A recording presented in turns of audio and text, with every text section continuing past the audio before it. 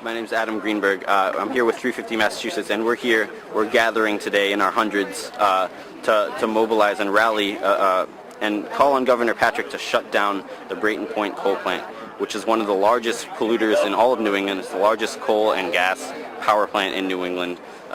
It emits millions of tons of carbon dioxide per year.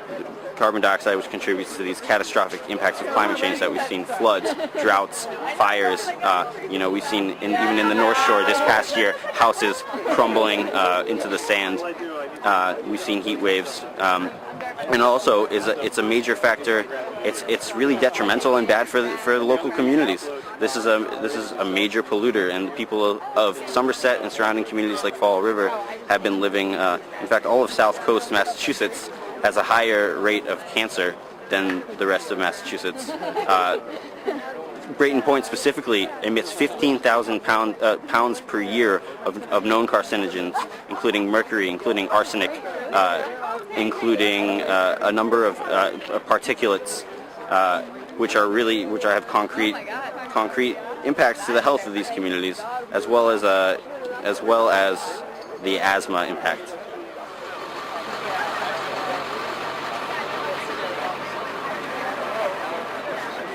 Joe Cavallo from Fall River. Hi, I'm Mary Ellen Kirkulis. I'm from Fall River. Very concerned that we've reached 400 parts per million of carbon dioxide in the atmosphere, and we really can only afford 350. Hence 350mass.org. Yeah. Greens from Swansea. Tear them out. We already acclimated to the sash. There's no problem. Summer heat.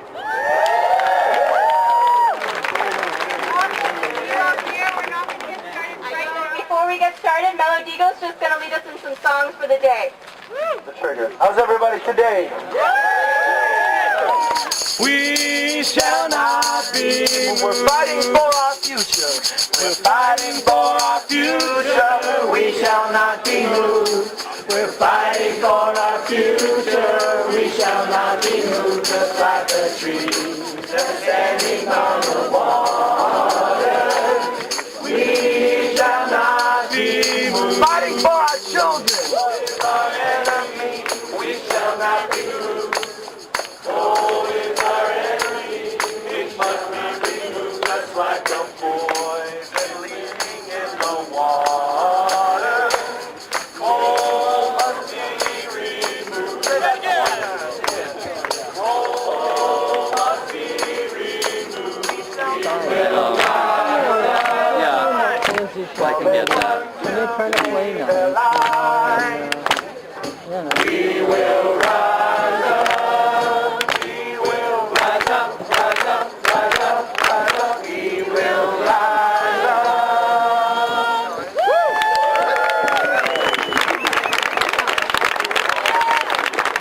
Everett Castro, Green Futures. We're here today supporting Mass 350 on their protests to close coal-fired power plants, the largest being Brayton Point here, the largest coal-fired power plant between Maine and Virginia. And it's time to switch to alternatives, clean the air, make everyone healthier, and move forward. Show the rest of the world what can be done by the United States. We have a wonderful program for you all today. My name's Sophia. I'm the MC for the day. I've worked on this action for a long time with a really great planning team, and it's so empowering to see all of you in front here right now. So our first speaker today is Dave Dion. Dave has been helping us out a lot with this action. He is a longtime resident of the area. He grew up in just in a neighboring town. He's been working for 16 years to shut down Brayton Point. 16 years. So let's make sure that he doesn't have to do that any longer. We're going to hear from Dave right now.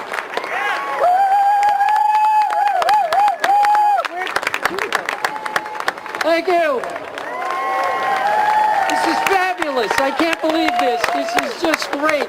We've been coming down here to the beach and the plant, as Sophia said, for 16 bloody years. And, we've never had a crowd like this. We've never had this kind of energy here. There's 500,000 of you effers out there. Everybody remember that line? And another 100,000 stuck in traffic on the New York Thruway. Bring back a memory for anybody? Not yet. Okay, did you young people here read about Woodstock in school? Okay? It's like 2 generations ago, okay? Your parents weren't even there. Your grandparents were there. And it rained. And they took off their clothes. It was horrible. Why am I making such bad jokes? I just want to reference that time period, Woodstock. We knew some things during the Woodstock era. Like burning fossil fuels was destroying the earth. But we didn't know what we know today. The Cuyahoga River caught fire. Hello. We created Earth Day. Nixon created the Environmental Protection Agency. Nixon! Just to give you some frame of reference for what we're up against today. And for 45 years, we've been trying to mitigate the burning of fossil fuels. It can't be done. It took 2 generations to figure it out. And I think of, like, Nelson Mandela. He went to Robben Island for 1 generation, 1.5, maybe 2. It took a whole generation of young people in South Africa to come up and say, we can't fix apartheid. It's got to go. And they went to work and they took it apart. And the young people did it. And I want to salute the young people that are here today who get it, who have the vision, who know that these economic systems that we're facing cannot be fixed. A few months ago, a couple of young guys, heroes, got out in the bay here, Mount Hope Bay, where they now catch tropical fish on occasion, for a lot of reasons. And they had a lobster boat. And they kind of tried to block the coal barge coming in. It's gonna take stuff like that to move these people. Yeah. And they had a banner on the boat.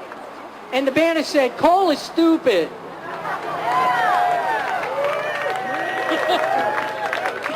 And after that, some people I know came to me and they said, Dave, I can't be part of this thing where you use a word like stupid. That's too strident. Stupid is a strident word. I go back to Woodstock, around that time I was a kid. On Sunday night they'd get Martin Luther King on TV. Seemed like every Sunday night. You remember the TV? You had to turn the channel, walk over there, change the channel. There's no remote then. I know, you guys don't know, But they get Martin Luther King on TV and they'd go, we noticed some problems with segregation, but aren't you being a little strident? They'd say to him, and it's going to take strident to take this apart. The Northeast region of the United Electrical, Radio, and Machine Workers of America. Thank you, Sophie. And on behalf of my union, my national union, the UE, United Electrical Radio Machine Workers of America, I want to thank the organizers of this event to shut down Brayton Point. For all my life, those of us in this area, go back and forth across the Braga Bridge looking at this eyesore. It's been around for about 50 years. So from those of us who were pre-195, we used to see it from Route 6. And as 195 was getting developed, we would see Brayton Point get developed. We never really understood the effect of it until you get out in the middle of Buzzards Bay and you see the ring around the bathtub. And the ring around the bathtub is a yellow haze just above the horizon that surrounds you as you're in the middle of Buzzards Bay. It's always been a consequence of Brayton Point, something that most of us grew up with. My union has long rejected the choice between jobs and the environment. Destruction of jobs and pollution are caused by corporate desire to privatize profits and socialize costs. Pollution and other environmental destruction more negatively affect the working class, communities of color, and indigenous people than the white, the wealthy, and the privileged. My union fully supports a just transition, where groups of workers or communities should not have to shoulder the burden caused by the transition from a fossil fuel-based economy to one based on renewable energy.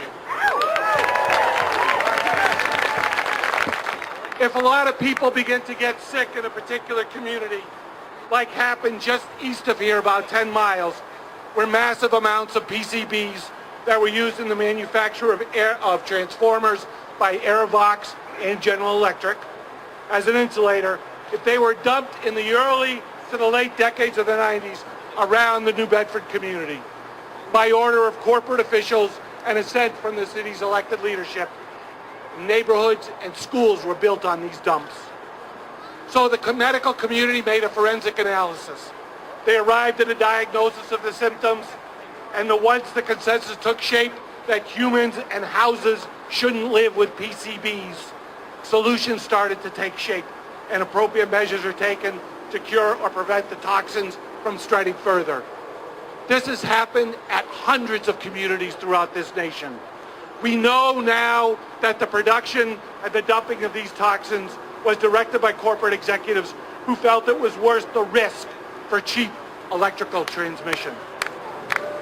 But when you work in the suite on the top floor, you aren't exposed to the toxins. We are on the ground floor. So for us, when the medical community says this, that, or the other thing about toxins, we listen. We take them seriously. And then based upon their advice, we work to undo the damage and not do it anymore. We take their advice. Pretty simple, right?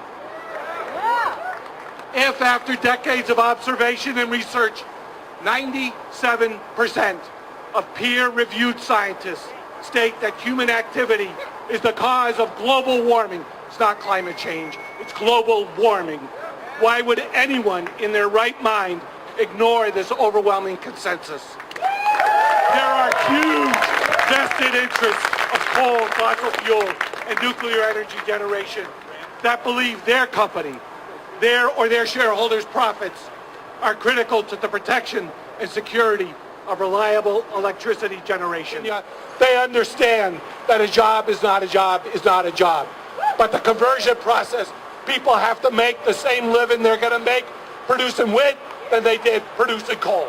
That's the way that we get the support of the working class. Myself, members of my family, hundreds of thousands of members of my union, along with maybe yourselves, members of your family and your community in this Commonwealth, have for 30 years lost jobs and rebuilt our lives. If you were a member of our union, you experienced not only job loss, but you were supported, at least in Massachusetts, with unemployment and health insurance. And if your plant closed due to foreign competition as part of a federal government trade adjustment act, you received these benefits for up to 2 years, as long as you were old in education and training. We need an energy conversion assistance program for workers like the Temporary Adjustment Assistance Act, like the Trade Adjustment Act. But if you don't stop global warming, nothing else matters anyway. Thank you.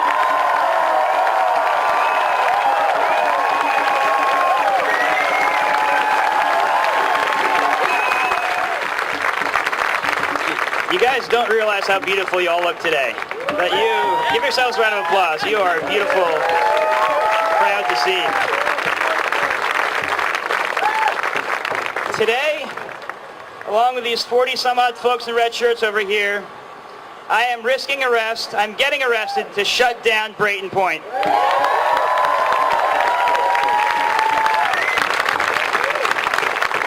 I'm doing this for one reason. Because I believe that no one should die for me to have energy.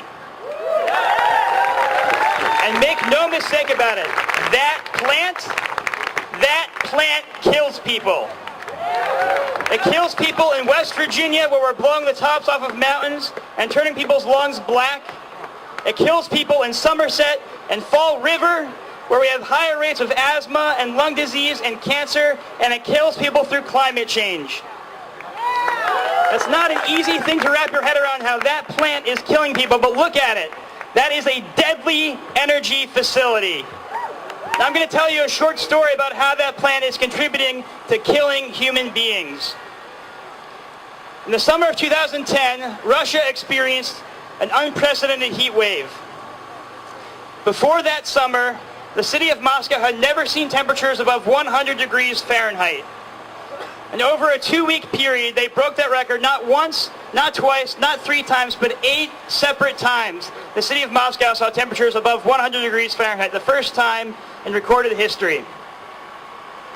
And so most folks do what people do in heat waves, right? They didn't have air conditioning because it was Moscow. So they opened their windows to let the cooler air in, particularly when it got cooler at night or in the morning, right? To get that hot heat in their house out of the windows. It's just like when you're in a car, if there's a baby or a dog in the car, you want to roll down those windows because they will bake inside. The same general principle applies in your house. So people open the windows to get that fresh air, that cooler air circulating. The problem with that strategy was that that same heat wave caused all the forests near Moscow to catch on fire. So people had a choice to either open their windows and let in the cooler, smoky air into their homes, or to shut their windows and to bake inside their homes. Put yourself in their shoes and think about what you would do. Raise your hand if you would open your windows to let in the cooler air with lots of smoke into your home. Raise your hand if you would decide to keep your windows closed and suffer with higher temperatures. Raise your hand if you'd get the hell out of Moscow. A lot of people did. The foreign embassies shut down. The United States told our embassy staff to evacuate and to leave Moscow until it was safer to return. But the problem with that strategy is that not everyone can leave Moscow.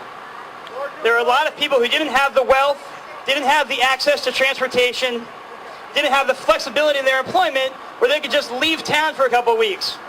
They had responsibilities for their jobs, for their families.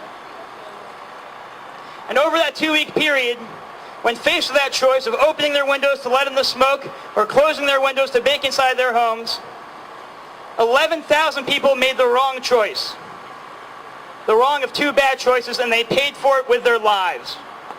11,000 people died in Moscow from smoke inhalation or heat exhaustion. Across Russia, 50,000 people died that summer from that heat wave. And that, my friends, is not the end of the story. Because that same heat wave decimated Russia's wheat harvest. And Russia is traditionally the 3rd largest exporter of grain in the world. And after their wheat harvest was destroyed, a quarter of it was just flat out gone, and the rest of it was lower yields, they banned the export of wheat, which meant that food prices went higher around the world, but particularly in a part of the world right near Russia that imports 50% of its food from abroad. I'm talking of the Arab world. When you think of the Arab world, you think of oil and deserts. There's not lush green valleys filling it. They have to import a lot of their food. They import 50% of their food from outside of the region. Egypt imports 50% of its grain from Russia, which means when Russia stopped exporting grain, the Arab world, and Egypt in particular, saw much higher food prices. That was in the summer of 2010. As you know, grain lasts a little while, so you don't feel that price spike immediately. But in December of 2010, a young man in Tunisia who could no longer afford to provide for his family set himself on fire in protest of the economic conditions in his country. And that was literally the spark that started the Arab Spring.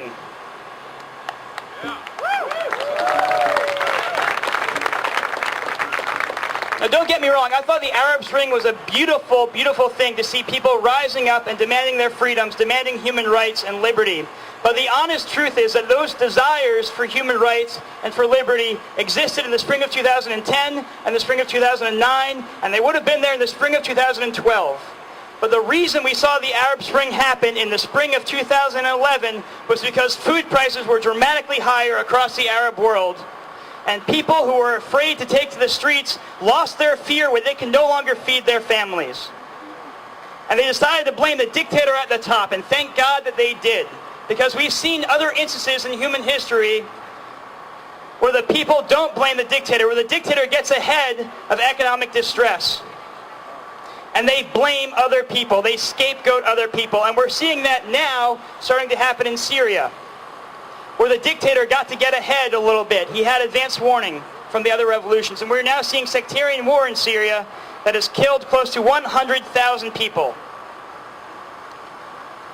The Pentagon calls climate change a threat multiplier. It takes existing tensions and makes them a lot worse. And all of these changes, from the heat waves to the burning forests to the loss of grain to revolutions in the Arab world, all of those changes occurred with a 1 degree Celsius rise in temperature. The projections from scientists suggest that we could see temperature rises as high as 5 or 6 degrees by the end of this century. And make no mistake about it, that is not a linear increase. That is an exponential increase. And the higher we go, the harder it is to project what that will look like. But some scientists have tried, and the projected fatalities in the 5 degrees Celsius temperature rise are in the billions. Billions with a B. The top climate science advisor to the German government, which is a conservative government, put out a study suggesting that with a 5 degree temperature rise, 5 degrees Celsius temperature rise, which is closer to 10 or 11 degrees Fahrenheit, or 9 degrees Fahrenheit, with a 5 degree Celsius temperature rise, the carrying capacity of the Earth, the amount of food and water available for everyone would be for 1 billion people. 1 billion people. There is nothing else that I'm aware of that threatens to kill billions of human beings. But that plant is part of that problem. That plant is a threat to everything in this world that you hold dear. To every issue that we want to work on and care about, that plant threatens every single part of that. And every single plant like that around this country and the world is doing the same damn thing, and it needs to be shut down.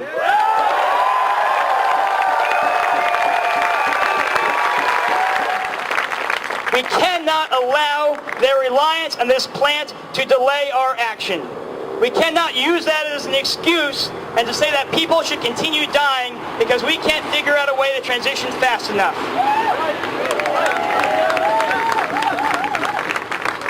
We want power without pollution. Say it with me. Power without pollution. Power without pollution. Energy without injustice. Energy without injustice. Power without asthma. Power without asthma. Energy without cancer. Energy without cancer. Power without catastrophic climate change. Power without catastrophic climate change. Energy without death. Energy without death. Energy without death. Energy without death. Energy without death. Energy without death. Energy without death. Energy without death. Governor Patrick. Governor Patrick. Shut down Brayton Point. Shut down Brayton Point. Shut down Brayton Point. Shut down Brayton Point. Shut down Brayton Point. Shut down Brayton Point. Shut down Brayton Point. Shut down Brayton Point. Shut down Brayton Point. Shut down Brayton Point. You all are beautiful. I love you. We're going to need every single one of you in this fight. Thank you for coming out today. This is the beginning, not the end. We'll see you back here soon. We'll see you in the halls of the State House. We need you all to win this. Stand with us, and we'll see you in the streets.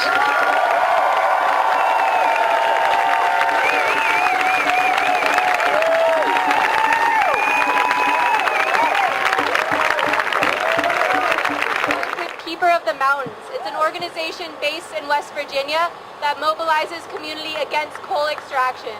And now they've been with us for a couple days now and have continuously inspired us with their stories and experience and motivation for keeping on fighting. Chuck has worked for 30 years as an underground coal miner, and after he was forced into retirement, devoted his life to activism. He's a native of West Virginia, and Paula is a single mother. She is currently president of the organization Keeper of the Mountains. She's executive director, and she believes it's her duty to fight to protect the air and water her children grow up drinking and breathing. So give it up for Paula, and Chuck.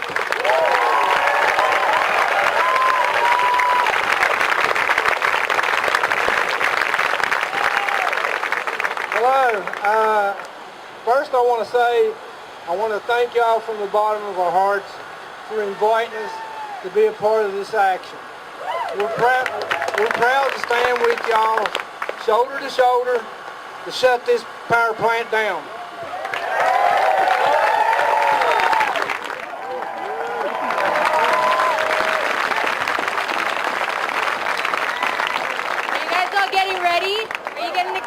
to march down to Brayton Point, yeah?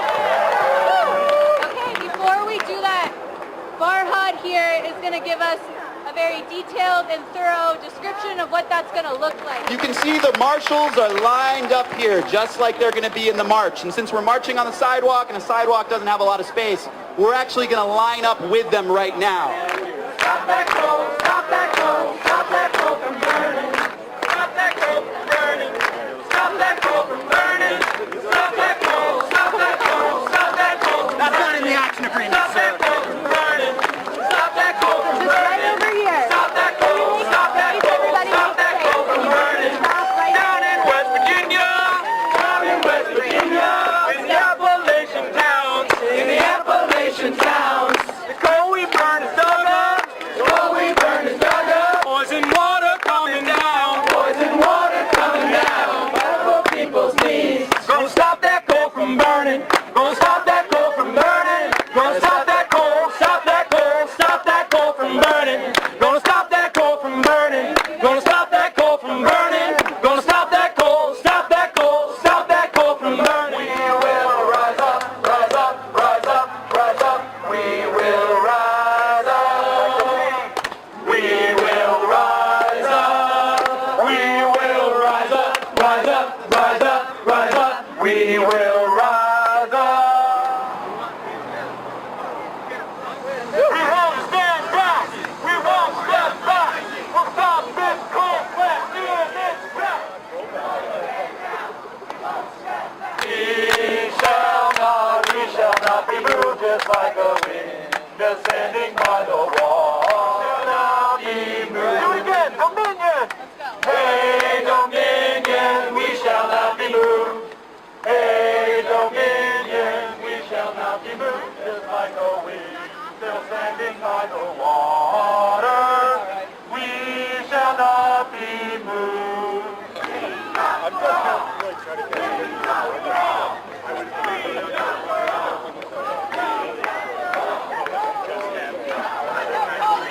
Hey, Devon, we don't want no coal at all. Hey, Devon, we don't want no coal at all. Hey, Devon, we don't Rise up. Like the smoke.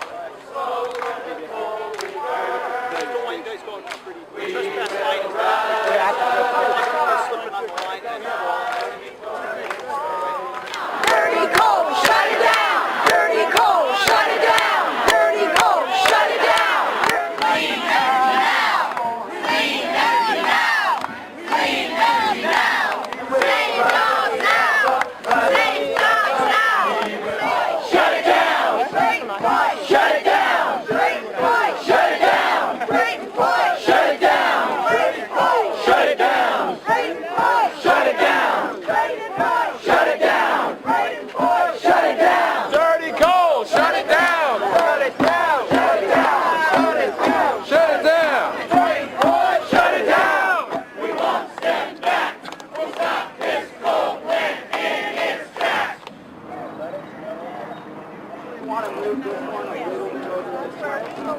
Where are we trying to We're number one. Just transition.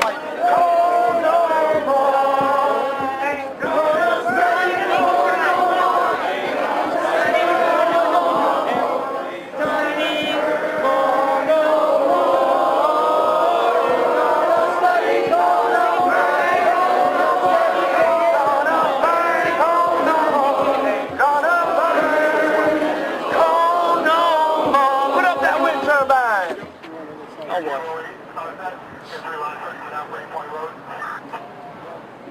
I would think it's going to be over here. Anywhere in the Stop that coal, stop that coal, stop that coal from burning. In groups of five. Stop that coal from burning. Fight for people's needs. Gotta stop that coal from burning. Gotta stop that coal from burning. Gotta stop that coal. Pass the line, all right? So you're trespassing. How are you? Arrest for trespassing.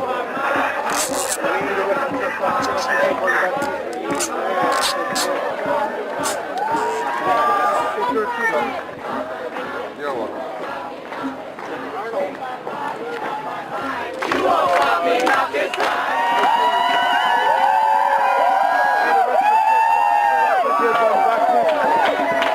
Show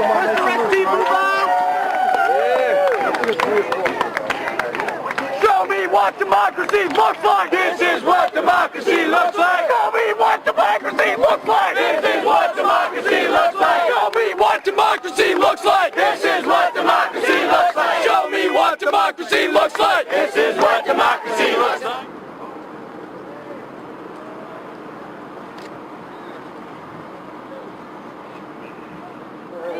Ain't gonna let no jailhouse turn me around. You better be careful. Turn me around.